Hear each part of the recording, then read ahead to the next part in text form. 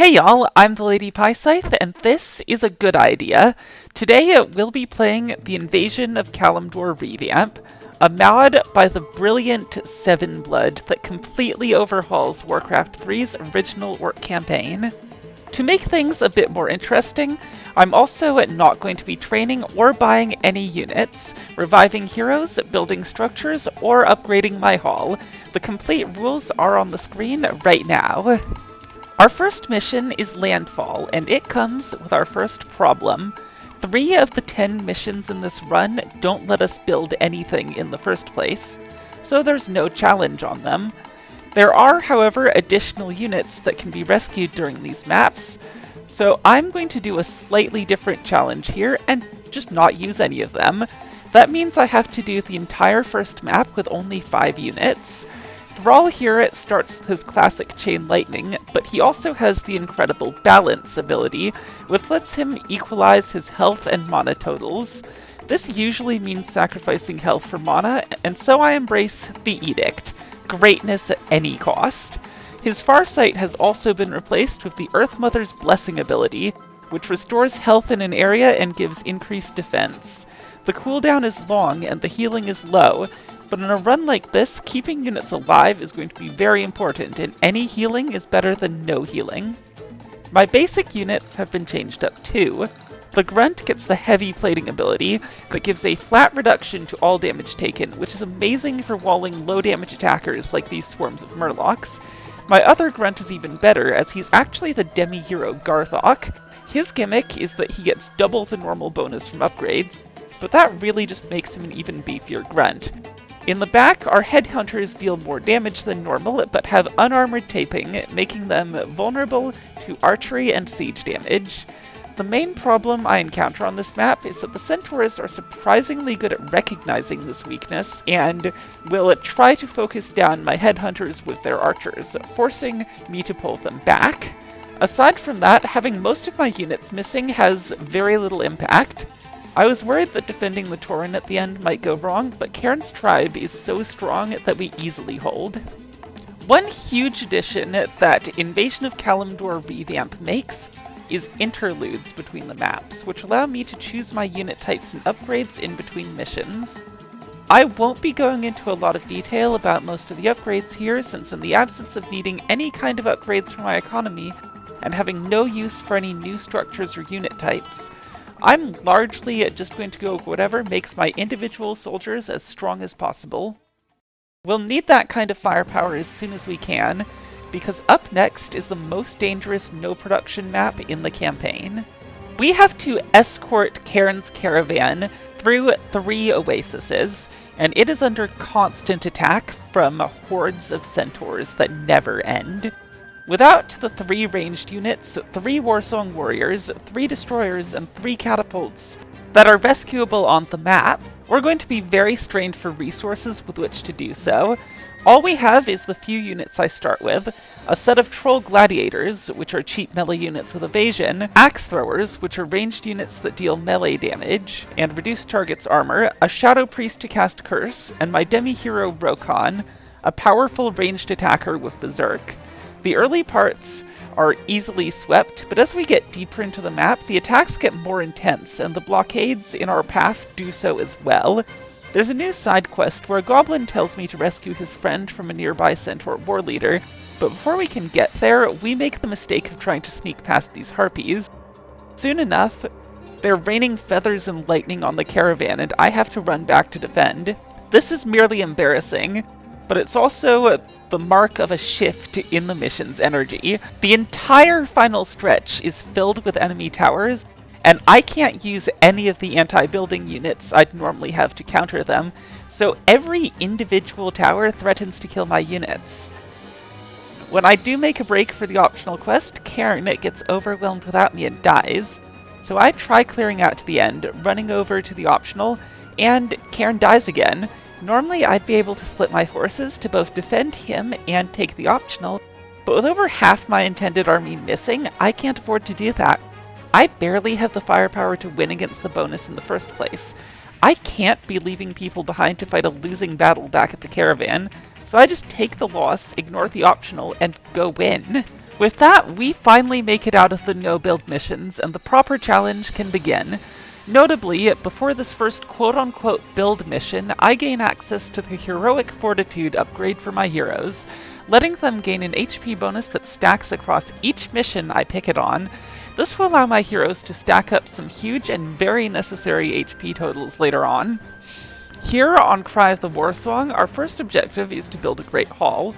That's not gonna happen, so I'm just going to see how far I can get without doing it. That means instead of being able to do the normal thing and build a base and a large army, I have 2 cavalry, a basic melee unit, a siege unit, Thrall, my demi-hero, and some peons. I have 6 combat units, and there are 4 enemy bases on this map. While technically I don't need to destroy any of them to clear the map, each one drops a Tome of Knowledge, and I'm going to want Thrall to be as stacked as possible later on. So I'd rather they all go. I can't do that myself, but I have a friend, Grom Hellscream. In direct contrast to his 4 grunt special from the vanilla game, Grom sends out real, powerful attack waves here, and by supporting his attacks, we can do some absolutely devastating damage. My force is well suited to supporting him, with my fragile but powerful Demolisher serving to crush halls and production structures, my demi-hero Nazgril acting as a force multiplier with his command aura, giving additional damage to all of our units, and my frontline units, well, they're really just bulk. We quickly wipe out 2 human players, but after this, things get tough. Grom and the humans are now attacking with the same tempo and cancelling each other out, meaning Grom's attacks can't actually get to any of the enemy bases before he ends up calling the retreat. I need to find a way to break the stalemate, but if I leave Grom's side, I risk getting caught without Grom's army and crushed by the enemy's vastly superior numbers. I have to reload several times here, but eventually I find a moment where both enemy armies are tied down in Grom's base. I sneak around and push into dark green while blue is preoccupied, and as dark green's forces are depleted from their attack, I can break in and shatter their base, leaving only 1 enemy player functional. I then get cornered by blue's vastly superior force, losing Nazgril and a destroyer in a panicked retreat, but Grom attacks blue's exposed base, and he turns around to defend. This gives me a window to break out, but I see that Grom is already getting cleaned up, so I just fall all the way back to his base. Once we regroup and attack together, we're able to cleanly shatter blue, blasting through his base and ending the map's last real threat. There are still enemies between me and the objective, but they're pre-placed camps, so I can just use hit-and-run tactics with Thrall to wear them down until they break. And then we run into a problem. The actual objective of the mission. My current quest still says I need to build a Great Hall, but the real objective of the map is to buy 2 Zeppelins from this Goblin laboratory and return them to my base. Buying units is against the rules, so this run isn't technically possible, but these purchases are mandatory and have 0 impact on the run except to fulfill an objective. Thing is, I now need to return them to my base. My base doesn't exist because I never built a base. I fly them back to where my base would normally be, but nothing happens, and with no other ideas, I decide to just try building a Great Hall. I put it down, and way before it finishes, the victory trigger fires and the map ends. It seems like what the game is actually checking for is whether I have 2 Zeppelins near a Great Hall, and it doesn't really care if the Great Hall is actually done being built. Thankfully, this is the last time I'll have to strain against my rules this run. From here on out, everything will be by the book. Our next mission is the Spirits of Ashen, and here we take our first leave of Thrall to play as Grom, who has been sent off completely unsupervised. Surely in this nice, peaceful forest we'll be able to harvest 15,000 lumber without Grom committing any violence. In this mission, I'm excited to try out the best cavalry in the campaign, the Poacher. Instead of being a melee unit like the other 2 options, it throws poisonous spears. My force here is backed by Shadow Priests, with an interlude upgrade to turn them into healers, and the demi-hero Janza and his ability to cast the powerful Healing Wave spell. It's also fronted by Grom, who has been retooled into a strength-based warrior with self-healing and one of the best AoE spells in the game in Shockwave. Harvesting lumber with my few peons is slow going, but by pushing out onto the map, I can destroy the Night Elves' Trees of Life to gain massive sums of lumber. My plan, however, is more straightforward. If I can just push out and destroy the Night Elves' bases, I can put a stop to all of their attacks, and then clean up the rest of the map at my leisure. After dealing with the Mana Burn spammers in the southwest, I push to the northeast to attack Teal, but I screw up and Grom dies. I can't revive him, so that's a reload. That was definitely just bad micro, though. Next time this will definitely... Okay. After the third failure, I'm forced to admit that this just isn't going to work. I cannot beat the Night Elves here. A fast, decisive strike will not happen, and if I stay on the map too long, they will hunt my soldiers down like animals. My only option is to win before they start seriously trying to kill me. By destroying Trees of Life, collecting lumber, and completing the side quest for these goblin shredders and their industrial scale harvesting ability, I can rapidly approach my goal. But I'm just too slow. I take too long, get cornered, and get killed. My army composition is built for a fair fight, but to do this, I don't need to fight the Night Elves, I just need to kill trees as quickly as possible. So I switch out the poachers for the anti-building destroyers and swap out the spear throwers for axe throwers, because the normal type damage will maximize my DPS into the fortified trees. As the Night Elves gut my base, Is that a catapult? Have I had a catapult this entire time? How in blazes did I miss that? In any case, I clean out the base to allow my shredders to get to work, and with their harvesting and the last couple of Trees of Life, I make it out of the forest, with my life intact. Now, if you're only familiar with the original campaign, you might expect us to be fighting Cenarius next, but that's actually not the case. Seven Blood has added 2 new missions to this campaign, and the first is a return to Thrall's perspective, as he travels toward the Oracle. We start off with Thrall, a small force, and no base. Our first objective is to get to our base, but I'm in no rush to do that. I poke this enemy base a bit and find that the AI for it isn't active, so I kill the units and blast the workers in Town Hall, leaving the base inoperable due to the restrictions of Seven Blood's AIs. We move on to this other Dwarven base and repeat the process, then sweep down and clear out the human base as well. We lose a few units to the defenses, but that's every enemy base neutralized. When we reach our base, there is a large chaotic fight that costs us several units, but Cairn arrives and graces us with a second hero and the insane anti-ground power of his pulverized Tauren.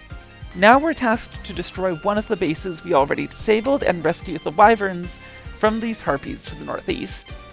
As we push through the swarms of harpies, I send a catapult over to start destroying dwarven buildings. And I find that I must have missed a peasant because the dwarves are fully starting to rebuild. And then I rescue the final wyvern and the mission ends. So I'm just going to pretend that made sense and move on with my life. With that strange business dispensed with, it's now time to claim the power of Manoroth's blood and kill Cenarius. As in vanilla, we pull all of our units in from the outlying bases and steel ourselves for the huge wave of Night Elves that will strike once they're destroyed. We also pre-clear the trees blocking our future path. The allied horde units at the river crossings do little to blunt the incoming waves, as I sacrifice many of my northern buildings to focus all my forces on crushing the southern strike force before pivoting north. Unfortunately, my choice of the heavy armor spear throwers as my ranged unit means they live in fear of the enemy's chimeras and their double effective magic damage.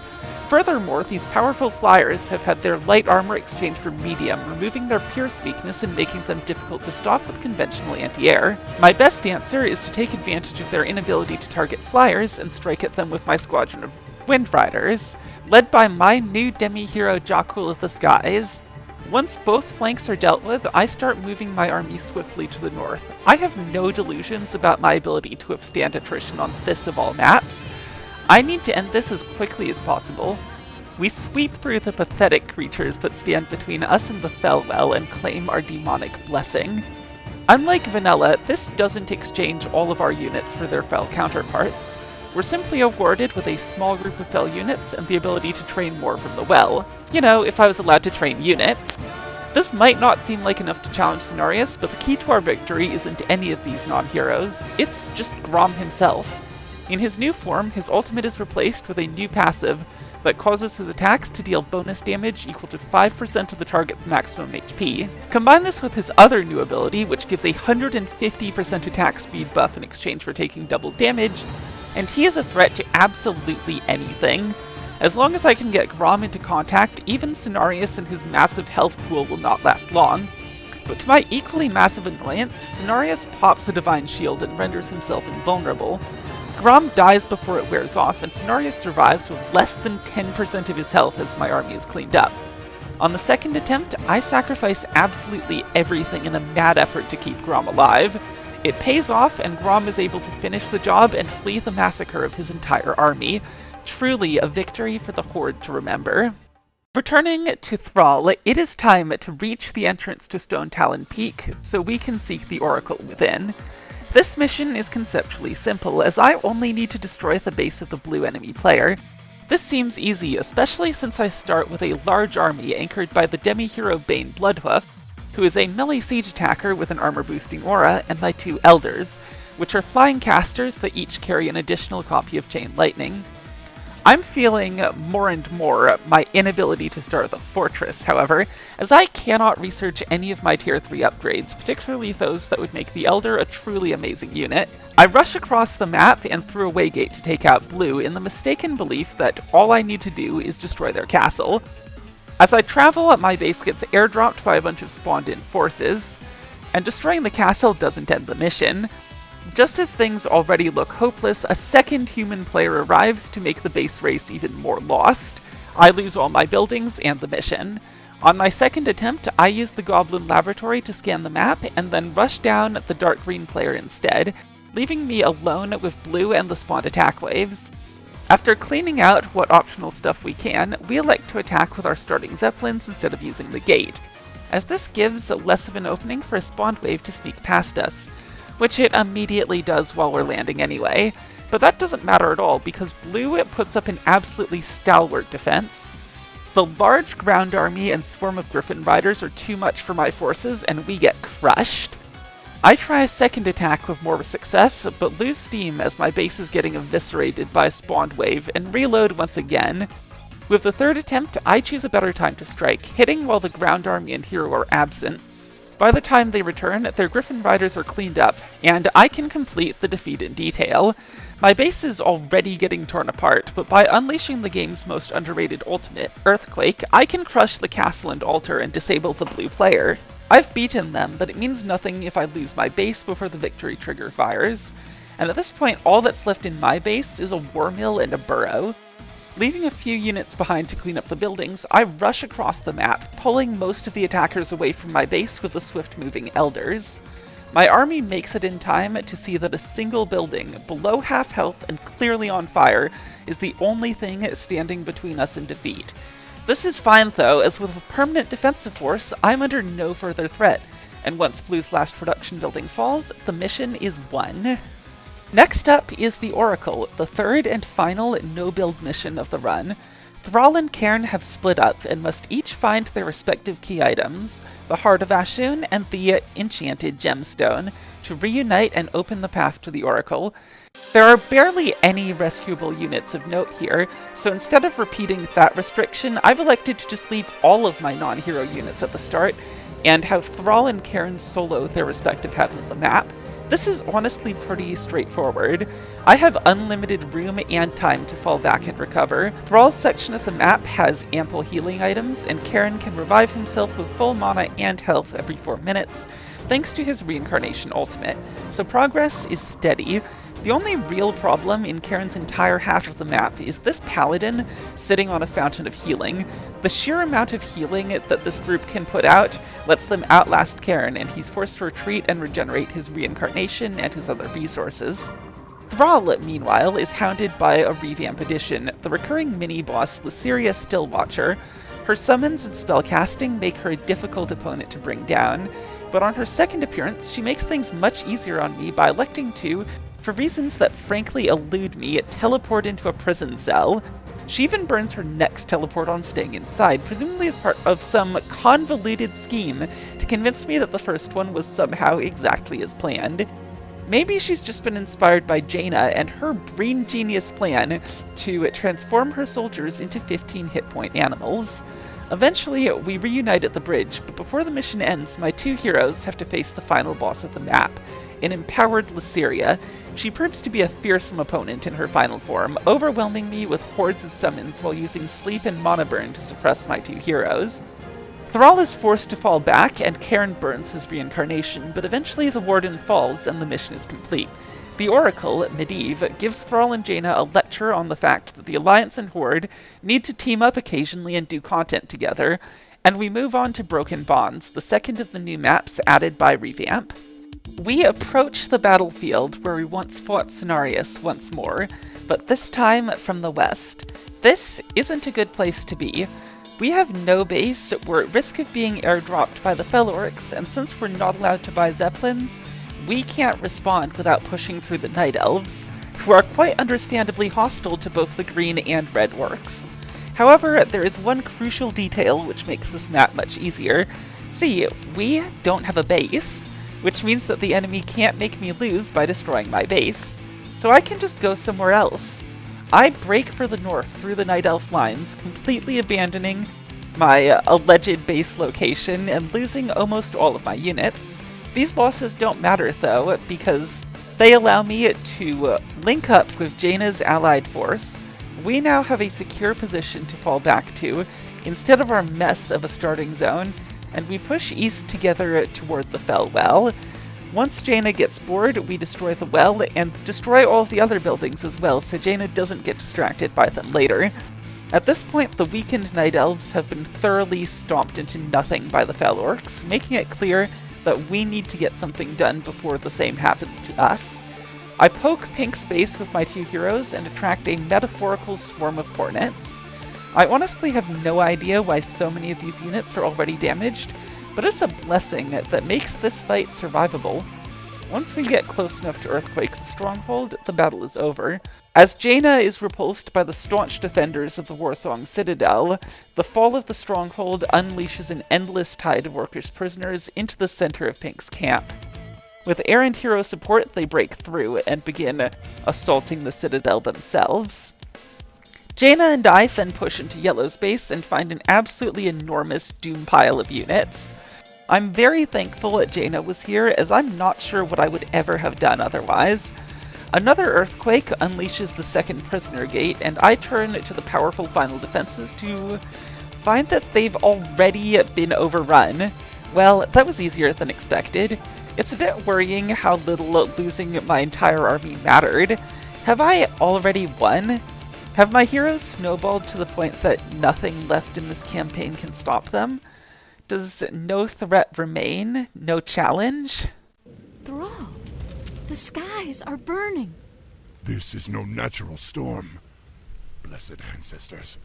Everyone, brace yourselves!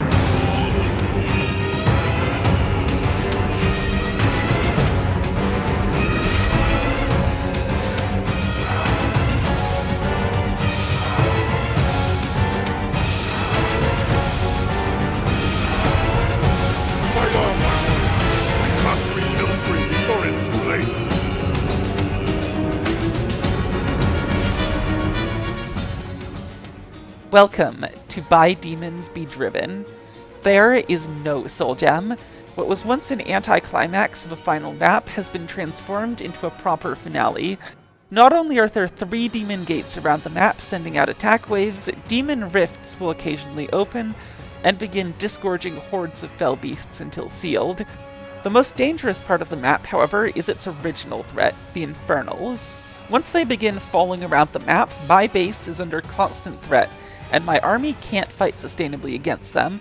It's difficult for my heroes to push through the enemy defenses on this map on their own. Having them do that and also be in 2 places at once is simply impossible. Jaina helps, as she will mass teleport in when my hall comes under attack, but I am still on a time limit. Worst of all, I start with a great haul. Even in the end, I cannot unleash my endgame technologies because I haven't seen a fortress this whole run. On my first run, I make it through to Grom, but my base falls before I can defeat him. I just wasted too much time. So for the second run, I take a more efficient path. I push out and crash through the nearest demon gate, then seize control of the Fountain of Health and start driving into the base protecting Grom. After some brutal fighting, I manage to earthquake their hall and kill their peons, shutting down the player. I rush back southwest to close the first demon rift, destroying a second demon gate on my way back to Grom. The infernal rain starts as I move toward Grom's final defenses, and since his stats are about the same as when he was playable, he falls easily. Unlike in vanilla, however, he's not the end of the map. We also have to kill Manaroth. Fortunately, we now have lore-accurate Grom, who combines his original abilities with the maximum health-based damage from his Chaos form. We clean our base of Infernals and Demons, and then leave most of my army behind to defend, as I take the 3 heroes, with support from 2 Spirit Walkers for their healing waves, to close a rift and destroy the final demon gate. I then strike at the last Felorc base with my heroes, and Jaina arrives to help us push through. The defensive units and my collection of buildings are starting to run very thin, but we're right at the end. We just need to kill Manaroth. Once a cutscene boss, he now makes the gameplay appearance Blizzard denied him, to stand as the final boss of the campaign and the run. Grom kind of just completely demolishes him though. I guess, in the end, this map couldn't quite evade its anticlimactic roots. With 4 entire buildings left, I can now say that it is not merely possible, but fun, to complete Invasion of Kalimdor Revamp without building anything. The ability to pick units and upgrades between missions allows for a lot more control over my army composition than most no-production runs can afford, adding a lot of strategic options and depth. Will I do this for the remaining Revamp campaigns? That's a great question, and if you want the answer, all you gotta do is hit that subscribe button. Bye!